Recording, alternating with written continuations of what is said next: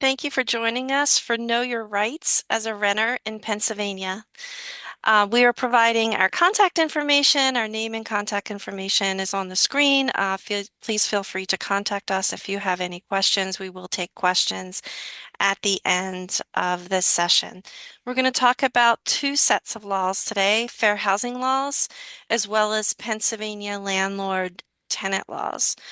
Both sets of laws govern the landlord-tenant relationship in Pennsylvania. When we talk about the Fair Housing Act, this is Martin Luther King's law, the law he was trying to get passed when he was assassinated in 1968. It's been amended a few times, but as it stands, this federal law provides protections against discrimination based on race, color, religion, national origin, sex, disability, and familial status. Familial status means having children under the age of 18 or being pregnant or anyone in the process of adopting or securing legal custody of a child under the age of 18. And it's against the law because someone is a member of a protected class to refuse to rent housing, refuse to negotiate for housing, to deny that housing is available, or to set different terms, conditions, or privileges for the sale or rental of housing. It's also unlawful to advertise in a discriminatory way or to make discriminatory statements, and it's unlawful to threaten, coerce, or intimidate someone who's trying to exercise their fair housing rights. So, a couple things the Fair Housing Act doesn't do. It doesn't guarantee anyone a right to housing they can't afford. Property owners are allowed to set rents at whatever the market will bear, and agents and property owners can refuse to rent to someone if they have reliable information that that person has a recent history of violent, disruptive, or destructive behavior. They can adopt non-discriminatory qualification criteria to assess someone's income level, their credit history, or criminal background. They're not required to rent to users and dealers of illegal drugs. And in Pennsylvania, landlords can choose if they wish to participate in the Housing Choice Voucher Program or any type of rental assistance programs. You're muted, Janice. I'm picking it up from here for a little Yes. bit. Sex discrimination. Sex is one of the protected classes. Discrimination based on your sex is prohibited by the Fair Housing Act. Things like rules prohibiting boys and girls from sharing a sleeping area are not permissible as long as the bedroom is large enough. Sexual harassment in housing is recognized as discrimination under the Fair Housing Act as well. Next slide. Um, Discrimination based on, let's see, I got 8. Okay, there. Victims of domestic violence have protections under the Fair Housing Act. It's illegal to discriminate against somebody due to a history of experiencing domestic violence.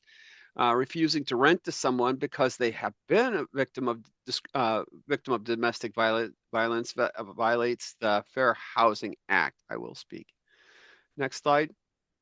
Uh, it's also illegal to discriminate against families with children. That's family status. That's children under the age of 18. It's illegal to discriminate against families with children, denying housing to families with children, um, except in senior housing where they can under HOPA they can restrict families from having children living with them. Segregation in housing, so families with children are only permitted in certain buildings or on certain floors or in certain areas is illegal. Restricting children because of unsafe conditions, that's up to the parents, not the landlord. So rules that prohibit parents or children and boys and girls from sharing a bedroom, as we mentioned before, that's also illegal. Charging a higher rent or security deposit to families with children would be against the law as well. Immigration status does not affect fair housing rights. Housing discrimination based on protected class is illegal regardless of the victim's immigration status. It's illegal to coerce, intimidate, threaten, or interfere with a person's exercise of the rights protected under the Fair Housing Act. This includes threats to report a person to U.S. Immigration and Customs Enforcement if they report housing discrimination to HUD. Housing providers are allowed to request identity documents and conduct inquiries to determine whether a potential resident meets the criteria for the particular complex for occupancy, so long as the same procedure is used for all potential residents. Excuse me. Immigration status does no, disability. Immigration status does not affect fair housing rights. Um, all right, we went over this one. Yes. I'm sorry, Janice. Would you like me to advance to disability? Yes. I'm sorry, I hit the wrong button. Here you go. All right. Hold on.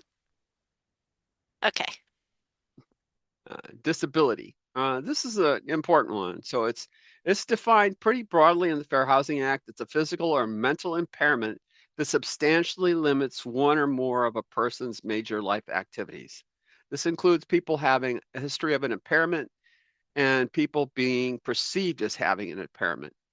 Often we get people to call us up saying, "Oh no, I'm not disabled, but I have stress issues and I have anxiety and I have all these other things." Those can be defined as disabilities, even if you don't get SSDI.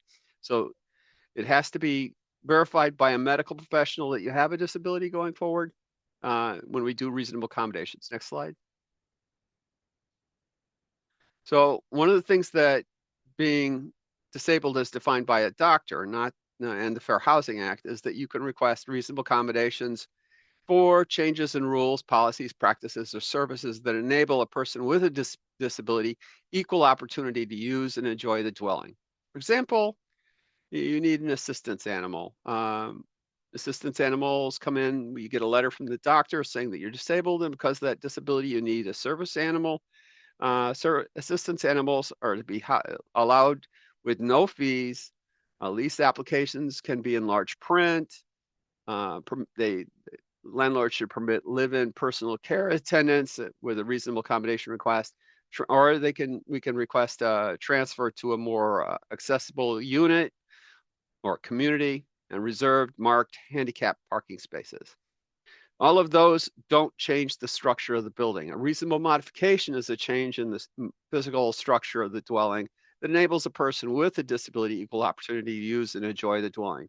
Example modifications are widened doorways, grab bars in the bathroom, entrance into a unit, removal of below counter cabinets, wheelchair ramps, um, all sorts of different particular items that you might need if you're in a wheelchair or need a mobility devices of sort, as well as tactile alert devices.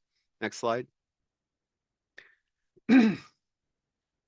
Overcoming obstacles. When a tenant cannot comply with the lease terms or needs a change in the lease, and the reasonable reason is due to a disability, the tenant can request a reasonable accommodation to give them equal opportunity to use and enjoy a dwelling and prevent lease violations. As we said before, reserved parking is one of those instances. You can include case manager on all correspondence from landlords, transfers to more accessible units. Early termination of a lease if nothing else works is a possibility. Again, you can request that your home health care aide or live-in personal care attendant be allowed to live there. Advance notice for spraying or painting, avoiding secondhand smoke, assistance animals or emotional support animals, installing extra locks on the doors, uh, or notice before entering the apartment. All of those can be considered obstacles or things that can be requested as reasonable accommodations. Next slide. Um, what do you do if you experience housing discrimination? First off, maintain all your records. Documentation with names, dates, and details regarding the incident to help prove the case. It's helpful to write a narrative account and timeline of the incident as soon as possible when it is fresh in your mind. I usually advise people that if they get verbal only, that you can write that up in an email or a text to the landlord and say, this is what we just talked about. If you disagree, let me know, something along those lines. If you live in Philadelphia, Bucks, Chester, Delaware, Lehigh, Montgomery, Northampton counties in Pennsylvania, call me. The Housing Equality Center of Pennsylvania for counseling, investigations, and for options for enforcement based on the circumstances of the case.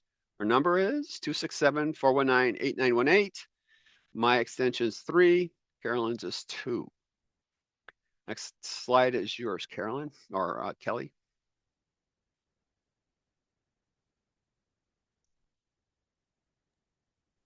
I almost didn't unmute myself. So now we're going to talk a little bit about Pennsylvania landlord tenant law, which is state specific. The first thing we'll address is the application to rent. So as the market gets more and more competitive, people are probably seeing application fees. Application fees are sometimes non-refundable.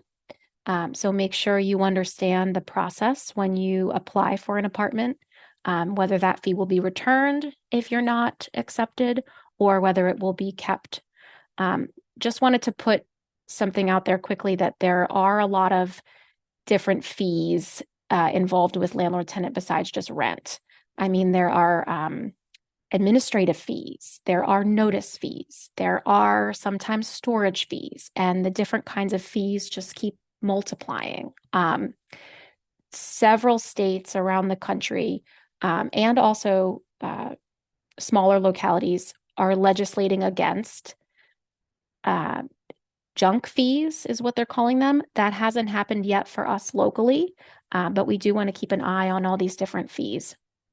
There will most definitely be a security deposit, which is oftentimes combined with a last month's rent requirement.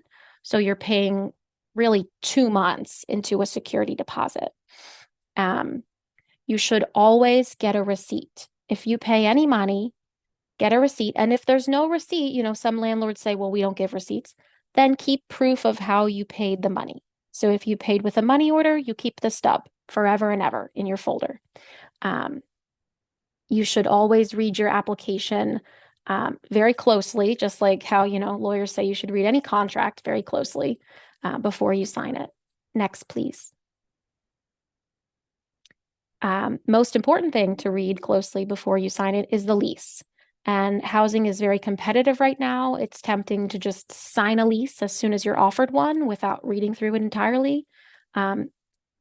You should always read, because if there's something in there that you don't agree with, there might be a little wiggle room, or at the very least, you're aware of it because you read the document. If you sign a lease, don't just sign it and walk away.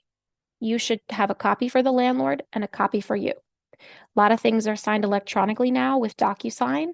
You would ask before you sign, am I going to be able to download this at the time of signing? I would like to download a copy for myself. Personal preference would be to have a printed copy. So if it is digital, to print it out yourself, go by the library or whatever you need to do to get a printed copy in your folders in case the digital copy for some reason becomes inaccessible in the future. Oh, there was a good idea in there that I didn't see. If the landlord isn't willing to make you a copy, everybody pretty much nowadays has a phone with a camera. So take yourself some pictures. I love that idea. All right. The lease should include, at the very least, the landlord's name, phone number, and possibly email, because you're going to need to know how to reach that person in the event of an emergency. Sometimes there are maintenance workers or crew that have a different contact from the landlord. That should be in there as well. Obviously, the amount of rent, the due date, and the late fees. Read the late fees clause. A lot of leases will say 10%. That's pretty standard. But you might not want to sign something that says that the late fees are 25%.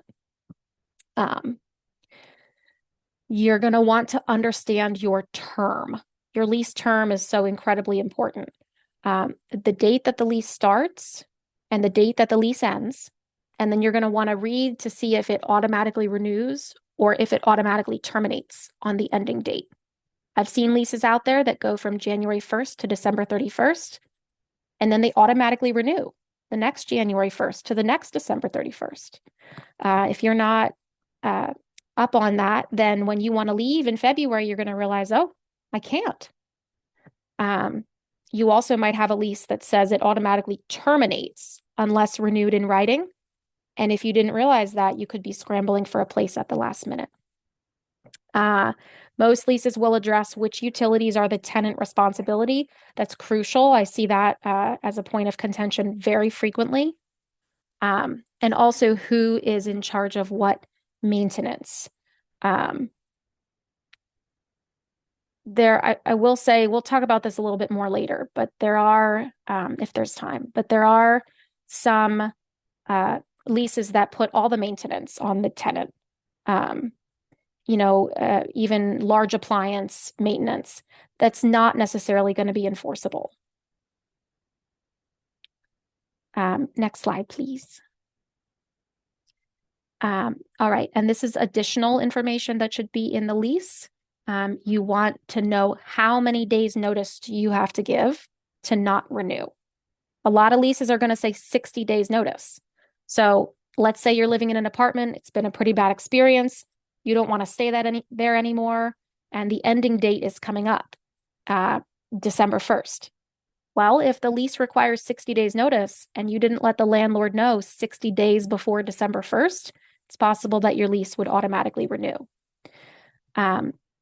Most leases will have a pretty standard clause that there's 24 hours notice required for the landlord to come in. You want to know if you have a pet, you want to be aware up front if pets are allowed, because you don't want to get in a situation where you're receiving a lease violation. And subletting is a big issue. Typically, you're not allowed to sublet.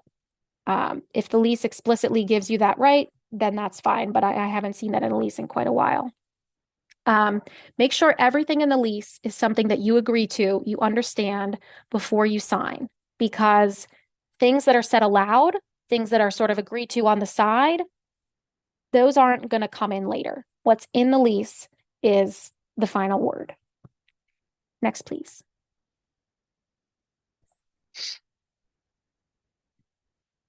All right, so there are also lots of disputes over security deposits. You're going to want to take account of the condition of the property right before you move in. So a lot of places will offer a checklist, especially the larger apartment complexes, and you note down, there's a scratch on the bedroom wall facing east, or the east wall. I don't know which way the wall would be facing.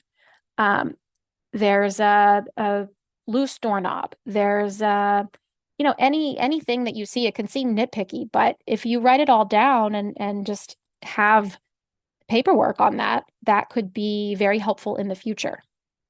If there's something that needs to be fixed before you move in, you have to get that information in right. You have to get the landlord, have a conversation and have something in writing that it will be fixed by a certain date, unless you're okay with the condition. And then, of course, you just accept it and note it down.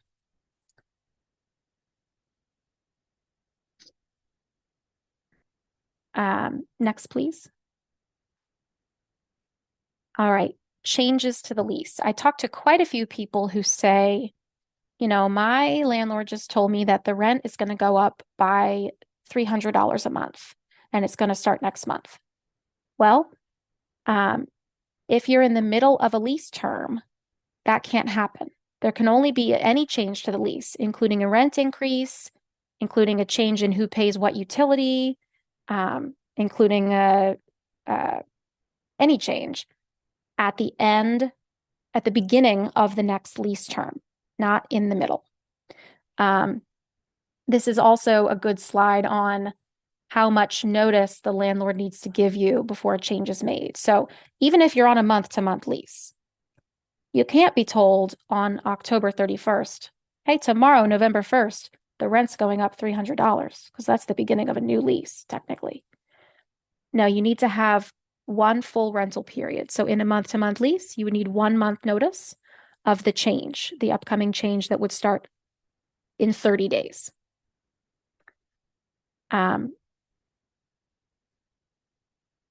There's a note here that if your landlord is not complying with the terms of the lease, that can be challenged. I would absolutely agree. I mean, there's a power imbalance in the landlord-tenant relationship, but you don't just have to accept everything. You're told the rent is going up and you see that that's not appropriate, then respond in a professional way, that that's not been done according to the lease, and that you understand the rent will be raised when it's appropriate, and you can provide that timeline. Next, please. All right, now we touched on this a little bit. There are some. Oh, I'm sorry. This is not me anymore. Go ahead, Janice. Thank you for your patience with me. No, it's Carolyn. It's supposed to be. I can pick it up right now. Tenants are usually bound by the terms and conditions of the lease they sign. However, some terms and conditions are not legally enforceable in court. Are not legally enforceable, i.e., they're legally unenforceable in court. Examples of unenforceable lease terms and conditions include tenants being held liable for damages to an apartment. They can't be held accountable for damages that normally responsible for the normal maintenance and repairs of the apartment that are normally within the landlord's purview to do. In other words, if the furnace breaks, that falls on the landlord to fix, unless you did something to break it yourself. Tenant cannot be made to accept the house or apartment as is. There's something called the implied warranty of habitability in Pennsylvania. The facilities and services provided at the leased apartment premise, whatever it is, must allow the unit to be occupied for its reasonably intended purpose as a dwelling unit. That means that the sewers work, the water works, the roof is on the top of the building, and it's not a barn with a haystack that you're going to be sleeping in. I know that's that time of year, but that's not a legally rentable, habitable apartment in Pennsylvania. Next slide, please. I'm going to take this one, Carolyn. Sure. So some other unenforceable lease terms and conditions. You can't waive the right to represent yourself in a court of law. You cannot be made to agree that if you break any promise in the lease, that the landlord can break into your apartment, change the locks, and seize all of your possessions. The landlord has to go through the civil eviction process in Pennsylvania. It has to go through the court system to take action against you. And you cannot be made to waive your right to a hearing or a confession of judgment. Sometimes we see instances of landlord fraud where maybe a landlord promises the apartments can be ready at a certain date, but it hasn't, it's not ready. Maybe it's been rented to someone else. The landlord won't give you your security deposit back. Or maybe you have a situation where you've rented an apartment and there is no water service to that unit. Or maybe the utility services are in someone else's name, but you're being required to pay it. Or someone's coming around and asking you to pay the rent to them, and you're not even sure if they're the landlord or not. So there are cases that are potentially situations where it could be an unfair trade practice or landlord fraud get reported to the Pennsylvania Attorney General's office with their Bureau of Consumer Protection. You can file a complaint online on their website, and I have found them to be very responsive to complaints.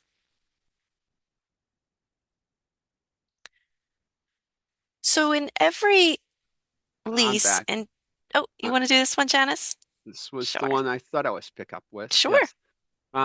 So the tenant has a right to privacy. The Pennsylvania law states that every lease, written or verbal, there's a promise that the landlord will not unreasonably interfere with your right to possess the leased apartment. In other words, you're signing a contract saying, if I pay you so much money, I get this apartment or this house to live in. That doesn't mean you'll get to be here at breakfast every day or for lunch. And tenants have the right to the premises without unreasonable and excessive intrusions by the landlord, even if you're a really good cook. Landlords only have the right to reasonable access to the leased premises and that's reasonable access to the lease premises. If the landlord enters the unit for no reason or disturbs the tenants at night, they may be breaching the terms of the lease. Next page.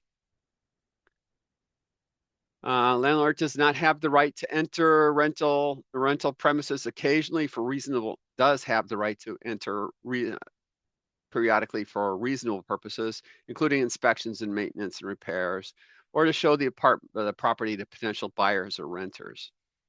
Landlord should come at a reasonable time, should give the tenant advance notice first, should knock first, and unless there's an emergency, not come in if they don't get an answer.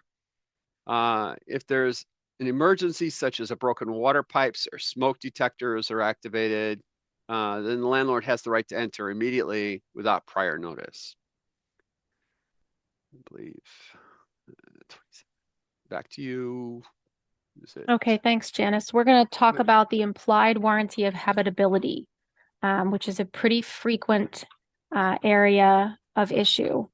So there is a case called Pugh v. Holmes, which is a part of Pennsylvania common law, that states that a rental unit, a residence, has to be safe, sanitary, and fit for someone to live in. A lot of leases say the tenant agrees to take this apartment as is. Now, there's a certain amount of truth to that. I mean, you saw the place, you were okay with it when you moved in, but that as is doesn't, the landlord can't point to that a year later or 6 months later or even 2 months later and say, look, you said you were okay with it. It's as is. I don't have to make any repairs.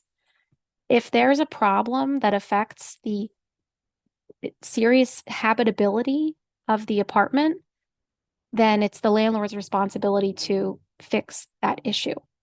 In bold, we have any lease attempting to give away that right. Any lease clause, not the whole lease, but just the clause, would be unenforceable. If you have a serious problem, you need to tell your landlord what that issue is. First, communications can be spoken. That's how people normally do it. I mean, that's how, people talk to each other. They call each other. But we'll get into, if that's not working, you're going to need to put something into writing. Only serious problems violate the implied warranty of habitability. So if your carpet is kind of shabby and it's not your fave, that's not a serious problem. A serious problem is one that causes you significant discomfort or could be harmful. Next, please. So we have some examples. If there is no heat and it is cold outside, that's a significant problem. If you don't have running water, this is 2025. That's a significant problem. You need to have safe electricity. If there's a flickering and, you plug things in and it sparks, and that's a problem. You should have functioning plumbing. You should not have a house overrun with rodents. Now, I'll say something a little on that one. This is Chester County. Well, at least where we're giving the presentation is Chester County. There are a lot of rural areas. There are going to be some mice. It's not too much for the tenant to take responsibility to set some traps on their own, or make sure that food is put away and that things are neat so that the mice are not encouraged. But if there's just a full-blown infestation, then that can require some landlord support, and that can be a violation of the implied warranty. Structural problems too, those are most definitely a violation. But I wouldn't be able to, as a non-civil engineer, point to a little crack in the ceiling and say, oh, that's a structural problem. Well, maybe not. Maybe it's just an old house. But if there's been an identified structural problem, that violates the habitability warranty. Next, please. Again, only for serious issues like no heat, no water, hole in the ceiling, ceiling caving in on you. Doesn't require new paint, new carpet. Doesn't even really require you to have nice attached fixtures. There could be some really old lighting. It's 1970s lighting in that place, and that doesn't violate the implied warranty. Thank you. Now I have to turn my paper copies. All right, it's still me for a little bit here. So you want to think, you have this problem. You want to think, is this affecting my ability to live here safely? Or is this seriously affecting my ability to live here, my day-to-day life? Like none of the showers work. Well, that's a serious problem. First you identify, is it really a violation? Is it serious enough to be a violation, or is it just kind of annoying for me? Uh, and if it's a violation and you've talked about it and they haven't really, you give it maybe a day, you call them up and that's how a reasonable fix would work. But if there's nothing, you have to send something in writing. Here's dear landlord, here's the problem that I'm having. The toilet doesn't flush. There's a large hole in the wall and the heat is all going out. Then you ask them for action. So you, as the tenant, set a reasonable time. If it's no heat in winter, you're setting a quick time, please help me within 24 hours. If it's something where you can wait a little longer, you can be the reasonable person and say, please fix the issue identified within the next week. And then you send that. I would recommend email because there's always proof that email has gone if it's sent to the correct address. But you can also mail, you could physically hand it to them and keep that first letter. You're also going to want to take some pictures of the issue if it's something that you can photograph. No heat isn't something that you can easily photograph, although you could photograph a thermostat and you could keep a little log. It was 50 degrees on Monday, it was 52 on Tuesday, to protect yourself in case there's a bigger dispute when the problem continues to not be fixed. Next, please. All right, so if you send the first letter, then you have to wait that period of time, whatever period of time you specified. So let's say I told the landlord that I needed a fix for the giant hole in the ceiling within the next 10 days. And then 10 days go by and nobody's helped me. Then you're going to send your second letter and include in that letter what your remedy will be. So there's different options. Sometimes it's a situation where it's reasonable to withhold the rent. You would not just spend the money on something else. You would put it into a separate account. You would escrow the rent. It doesn't have to be in an escrow account. It could be in an empty savings account. It could even, it could be in any account as long as there's a statement that shows that that money is available. It's not that you didn't have the money. It's that you purposefully set aside the money on the due date of the rent. That's important too. Not in the middle of the month, on the due date. Another option would be to repair the issue and then keep the receipt and then deduct that from the next rent that you pay. And you would, of course, communicate that to the landlord. Obviously, that's not going to work for something like a leak, a roof leak, because you're not going to be paying to fix the roof. Not if you're a tenant, that's too expensive. But if it's something smaller that you can maybe hire a plumber for $200 and get it fixed. Well, I don't know that you can hire anybody for $200 anymore, but you could escrow entire rent, you could repair and deduct, or in a very serious situation, you could notify in your second writing that because there was no help, you're terminating the lease and you're moving out. I would recommend that you speak to an advocate before you take that step because it's a pretty significant step, terminating the lease. You can always call legal aid if you have a question about that. Next slide, please. Okay, so you should not be, let's see here. So, unfortunately, what often happens if somebody escrows their rent or repairs themselves and then deducts from their next payment is the landlord looks at it as, well, you didn't pay me. You're late. You're late on your rent. And then they will bring a what's called a recovery of real property. They'll file a civil complaint in the local small claims court, and get a recovery of real property hearing. It's what people call an eviction hearing. So that's not lovely. That's not a good feeling. And that's why you want to have your first letter where you laid out the problem and were very professional and asked for help within a reasonable time. Your photos, your log of the temperatures in the apartment, whatever it was. And you will bring those things to any hearing and you would use them to explain to the judge why you had to do what you had to do. So I think this tip here is good to think ahead. You know, how is this going to look to a third party? How would this look to somebody who saw my documents? Would they understand why I did this? Or would they say, you know, no, this was silly. The rug was just not nice. You should not be evicted just because you tried to enforce your rights around habitability. You should not. That is inappropriate. I will say, though, that a lot of tenants and more are month to month. And it can be a really sticky area. You know, a non-renewal of lease is just the decision of a landlord not to continue with a contract. So if you're in a month-to-month lease, I would be more careful and think harder and maybe talk to an attorney definitely before you decide to exercise the repair and deduct, the withhold, or anything like that. Next, please. Thank you, Kelly.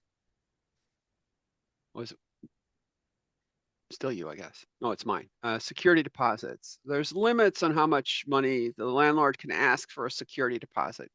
In the first year, when you sign the lease, they're going to ask you for your rent, the first month's rent, but they're going to take some money and put it into a security deposit on top of that. And that's the last month's rent and 1 month security deposit or 2 months worth of security deposit. They can only hold up to 2 times the amount of your rent as a security, regardless of what they call it for the first year. After the first year, they can only hold 1. They're supposed to return that last month's rent or that extra month's rent and back to you at the end of the first year and only be able to hold 1 month's rent. So if at the end of the first year, they raise your rent by $50 a month, which is pretty good in this market, they can increase the deposit by $50, but then they have to return the rest of that rent difference to you, right? You can request the money. Usually you need to request the money that's held at the end of the year. So send them a letter saying you'd like that extra month back. We can help you with telling you what the law is if need be. And the security deposits cannot be used for the last month's rent. So you go 3 years or 5 years and you still have 1 month's security deposit there. That's not your last month's rent. It can't be used for that purpose. You can ask the landlord and see what the landlord has to say, but that's supposed to be a security deposit that's returned to you within 30 days after you move out. Next slide. Security deposits are not there to pay for ordinary wear and tear. You know, you've been living there 10 years and the carpet's got some wear when you walk in the door or down the hallway or something. That would be considered ordinary wear and tear. Scuffs on the walls, scuffs in the paint on the walls, stuff that would just be normal use, not something extensive.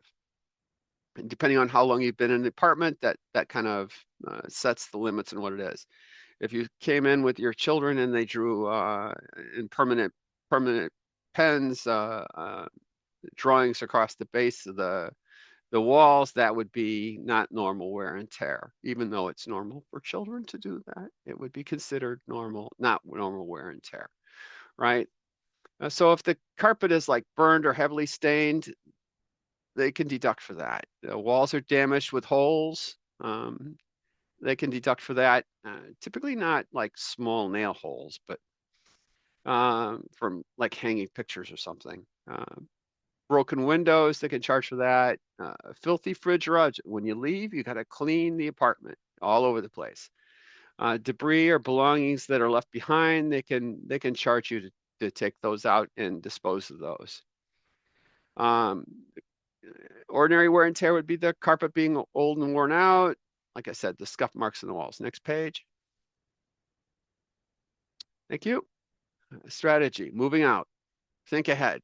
When you moved in, you took pictures, you documented everything. You want to do the same thing on the way out. All right. Try to make it look like cleaner moving out than when you moved in, and you shouldn't have a problem. The tenant should make sure to do the things when you move. Give a proper written notice in accordance with the lease. Just because your lease term's ending, you still need to give notice that you want to leave. Landlord, give it in writing.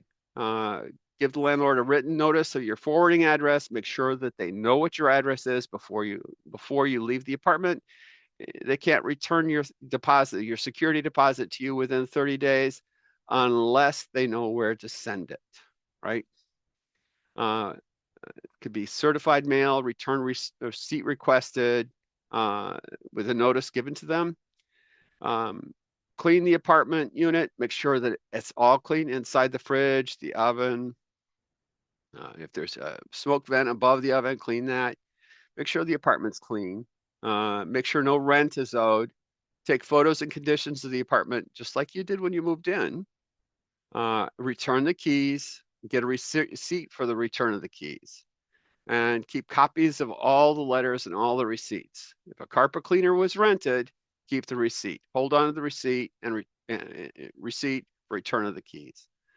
Within 30 days after the termination of the lease, the landlord must give the tenant either a written list of damages for which the landlord claims the tenant's responsible, with payment of the remainder of the deposit, if any, or a check for the entire amount of the security deposit. If the landlord fails to do either one of those things within 30 days, on the 31st day, the tenant can sue the landlord for up to double the amount of the security deposit held in escrow, plus interest, if any. Note, if the tenant didn't leave the forwarding address or return the keys, the landlord can't be held to the 30-day deadline. So you need to make sure you've got the notice done in time and in the keys, and make sure the landlord knows where to send your money. Contesting the damages charged to you, your security deposit, in case some landlords try to charge for things that are normal wear and tear, you can take them to magistrate's court or municipal court if you're in Philadelphia, and try to get that money back. That's how you get that double security deposit if you haven't been returned to you and he hasn't notified you of using it for any damages. And if you want to dispute whatever he says, whatever the landlord, he or she, says they used the security deposit on to repair the apartment that the landlord is claiming is your damage to the apartment. Next page. Okay, so Pennsylvania has no rent control law. So landlords are permitted to raise the rent as much as they want or whatever the market will bear, but they have to make those changes in accordance with the contract or the lease. It's basic contract law. You can't change the terms of the contract in the middle of the contract unless both parties agree to that. If the landlord is going to raise the rent, they have to follow the proper notice procedures that are outlined in your lease. And again, they can't raise the rent in the middle of that lease term unless you agree to that.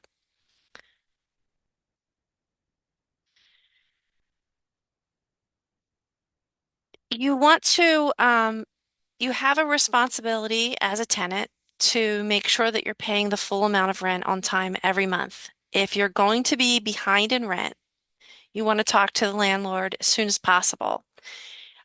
If you're going to be, say, $500 behind in rent this month, but you can pay an extra $250 for the next 2 months, and the landlord will agree to that, you want to get that agreement made in writing. You also have to make sure that you're paying your utilities on time. Letting your utilities lapse could result in an eviction. So you want to make sure that you're getting receipts and saving all your receipts for all the payments that you're making to the landlord. If you're paying with a personal check, That canceled check will provide proof that the rent was paid. If you're paying through a portal, you should have an invoice that you can access. But if you're paying with cash or money order, you need to get a written receipt for all payments that you are making. You want to make sure that you keep the premises clean. You need to allow the landlord or the representative, including code enforcement, to come in and do inspections and repairs if necessary. You could be evicted if you allow people who are not on the lease to live in the rental unit. Avoid breaching the lease. So don't allow people to commit criminal activity in that rental unit, including your guests. And if you do change the locks to the unit that you're renting, you need to understand that the landlord is entitled to a copy of all the keys to the unit. So if you change the keys, you must get permission of the landlord first and then give a landlord a set of the new keys. You have the right to have guests come for reasonable periods of time. The landlord can't tell you can't ever have a guest come over. But guests have to comply with all the rules that apply to tenants. If you are going to have someone move in with you, you're going to need to get permission from the landlord. You may want to do a background check. They may want to charge higher rent or security deposit. So you'll need to get any agreement allowing other people to move in with you in writing. Keep in mind that if you're having children under the age of 18 move in with you, the landlord cannot raise your rent. If you're a person with a disability and you need a live-in aid, the landlord cannot raise your rent for that live-in aid. Um, so if you fall behind in rent, talk to the landlord as soon as possible. Try to get an agreement in writing of how you if the landlord is willing to make a payment plan for you, get that in writing. Call 211 to see if there's any local programs that offer emergency rental assistance. Some utility companies have special procedures if you're low income to help keep your utilities on. There's a website called compass.state.pa.us. You can go on that website to see if you qualify for any benefits. And remember, even if you've fallen behind in rent, the landlord is not allowed to turn off your water or your electricity or any of your utilities. And they're not allowed to lock you out of the rental unit, even if you haven't paid rent. They have to go through the proper civil eviction process. So Kelly is going to take over with talking about evictions. We have a whole slide for what Carolyn just expressed because of how crucially important it is. No self-help eviction. The Pennsylvania Landlord-Tenant Act has been around since 1951, so this is nothing new. If there's a dispute and the landlord wishes to remove the tenant from the apartment, the landlord needs to take the tenant through the civil process. Next slide, please. Okay. Several things to do if you're concerned that this is coming soon, a self-help eviction. If there's been some rocky times with your landlord, keep something on you, when you leave the house that shows your address as that place. If your state ID or your driver's license shows that apartment as your address, make sure that that you have that with you in case you arrive home and you've been locked out, which is not allowed and not legal. Then you would contact the police.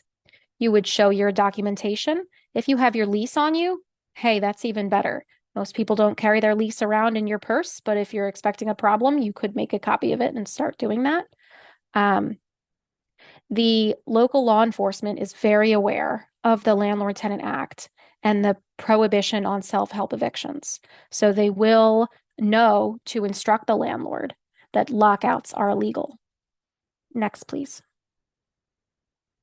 If the eviction process, if in your lease, it doesn't say notice to quit is waived, then the eviction process has to start with a notice.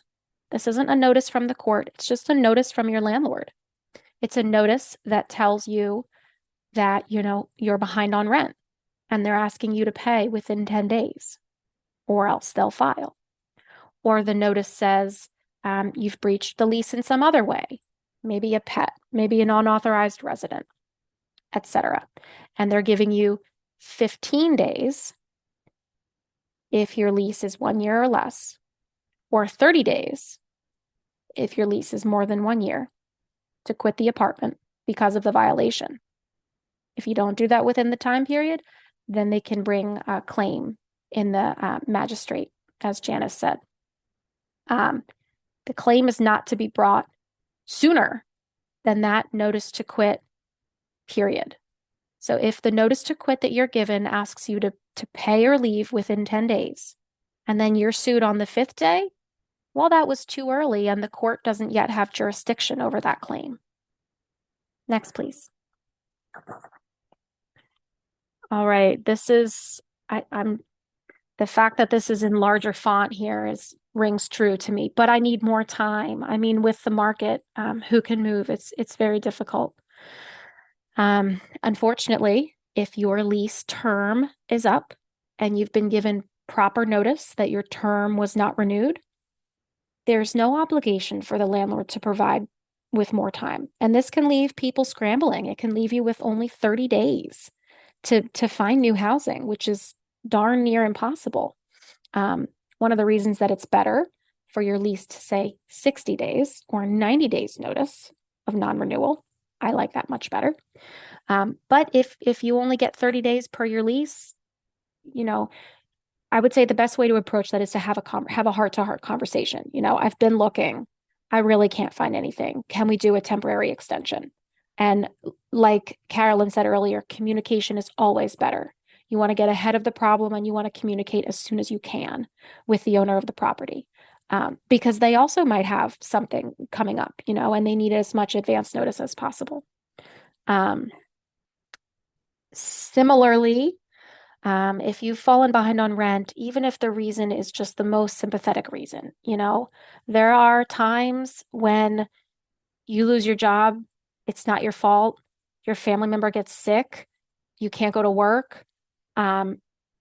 Unfortunately, all the same rules still apply. You can still receive a notice to quit, to pay or quit. You can still be sued. You can still lose the lawsuit if you don't have the money to pay. That's why it's important to talk to your landlord as soon as you know that you're going to fall behind and try to negotiate additional time or a payment plan. If you're at the end of the road and you're being evicted, very important to remove your things before the last minute. If you don't remove your things and it's the eviction day, it's the date on the order for possession, there's really no guarantee that those things will be returned to you. There is in the law the requirement that the landlord provide 10 days past the eviction for you to come back and collect things, but that can be really sticky because it's on the landlord's time frame. And if they're only available, several times, and that's not the time when you have a truck, then you're out of luck. So plan ahead. If you're facing an eviction, it's a horrifying, difficult time. But as best as you can, plan ahead to move your things to a storage unit to protect what you personally care about. Next, please. All right, so we heard already about the notice to quit. If the notice to quit is given and you do not adhere within the timeline, then the landlord can bring a case at the small claims court. There are multiple around the county. You will receive notice, tenant will receive notice from the constable of the hearing, of the lawsuit and the hearing date and time, and you should definitely go. The tenant in this situation would be the defendant. If a defendant doesn't show up to a small claims hearing, then the plaintiff automatically wins. So you always want to show up. When you show up, you get to share your side of the story. You get to share any evidence that you have, like we talked about earlier. If it's a habitability problem, you need to be there to share those documents. I would recommend if you're bringing documents to a hearing, bring 3 copies of everything. One for you, one for your landlord, and one for the judge. If you show up and your landlord isn't there, then most certainly you would say, well, I'm asking that the case be dismissed because a time and date has been set for the hearing. Plaintiff had notice and plaintiff didn't come to prosecute their claim. You should also use as a defense notice to quit problems if there's a problem with the notice to quit. Either you didn't get it or the landlord sued before the notice time was up, or even if it was delivered in the wrong way. A notice to quit must be personally served or posted at the premises under Pennsylvania law. Next, please. The hearing, now you don't need a lawyer to go to these hearings. You can, the small claims court is designed so that a layman or anybody can represent themselves. But of course, if you feel you need a lawyer, contact legal aid or the Bar Association. After the hearing is heard, the judge will make a decision within 3 days and they will mail it to you. There are different types of decisions against the tenant. It's not just eviction.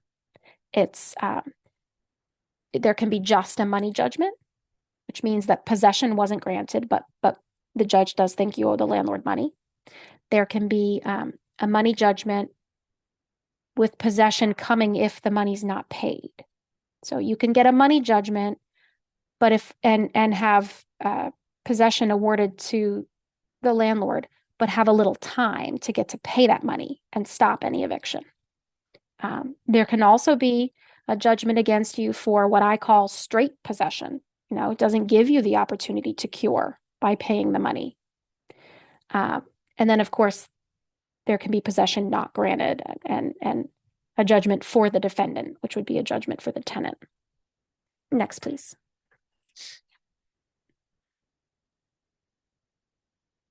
It outlines again at the top that there are always two parts to a landlord-tenant judge's decision, the possession part and the money part. If you disagree with the judgment, you can appeal. There is an absolute right to appeal. If you'd like to appeal the possession portion, you only have 10 days to do that. And it's 10 calendar days. None of this 10 business days stuff. It's 10 actual days.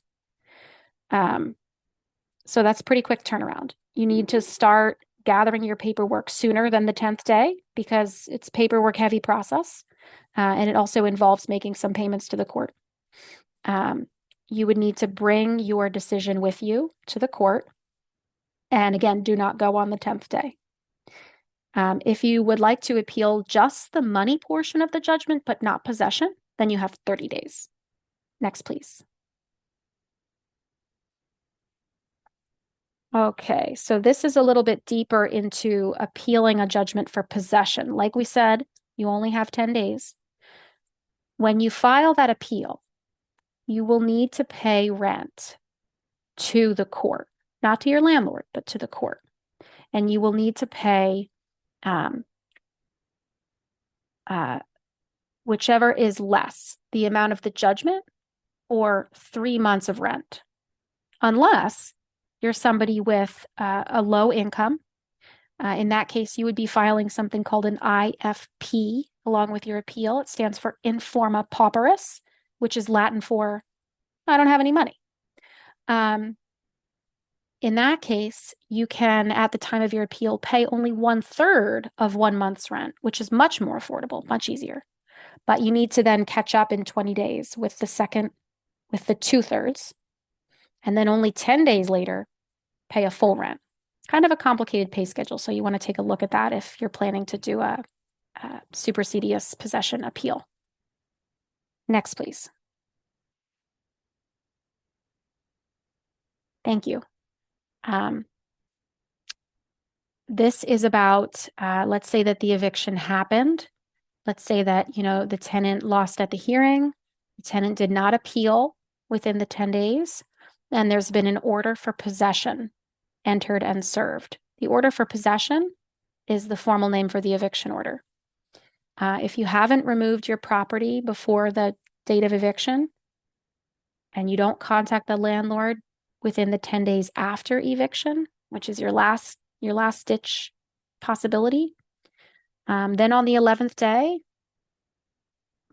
your things could be lost. Some landlords keep them anyways, because they care and they want to get the things back to the tenant, but there's no guarantees on that. On the 11th day, if the landlord needs that property, they can put all that stuff into the dumpster and it's gone. So definitely do not let that happen. It's tragic. Next, please. And here we are at the end. All right. So I just want to give you a couple resources and then we will take your questions. So there's a website called palawhelp.org. This website is maintained by the Pennsylvania Legal Aid Network and it has lots of really wonderful information about your legal rights and responsibilities in Pennsylvania on a wide variety of topics, including Pennsylvania landlord-tenant law. The phone number for legal aid of Southeastern Pennsylvania is here as well. And if you do call legal aid of Southeastern Pennsylvania, understand that their intake hours are from 9 a.m. to 1 p.m. Monday through Friday. You may need to leave a message and they'll get back in touch with you. Or you can go on their website and request services via an online contact form. The Senior Law Center provides free legal advice for anyone over the age of 60, and there is no income limit. And Episcopal Legal Aid has clinics, but you need to go on their website to find out where the clinics are being held. You could also contact the Chester County Bar Association. They have a lawyer referral service. For $25, they will refer you to an attorney and you'll get a 30-minute consultation. We offer Know Your Rights as a renter in Pennsylvania. This is a comprehensive manual which explains your rights as a renter in Pennsylvania. You can also visit our website, equalhousing.org. Again, if you or anyone that you know of has experienced housing discrimination, please contact us at the Housing Equality Center so that we can discuss the circumstances of your case and provide you with your best options for your next steps. And please visit our website, renters.equalhousing.org. This website is mobile friendly. You can access it from your cell phone. There are sample letters to the landlord that you can download and edit and personalize, but it contains all the information that's in our manual, but in a digital form online, so it's easy to access and you can learn about fair housing as well as Pennsylvania landlord-tenant law. And I will put that back up and we will try to answer any questions that you might have. Yeah, and as a reminder, I am going to stop the recording. If you have any questions, you can use the Q&A feature at the bottom there. It's on the bottom taskbar with the question mark. You just click on that button. You can ask questions anonymously if you'd like. So I'm going to stop recording. All right. There was one question in the chat that says new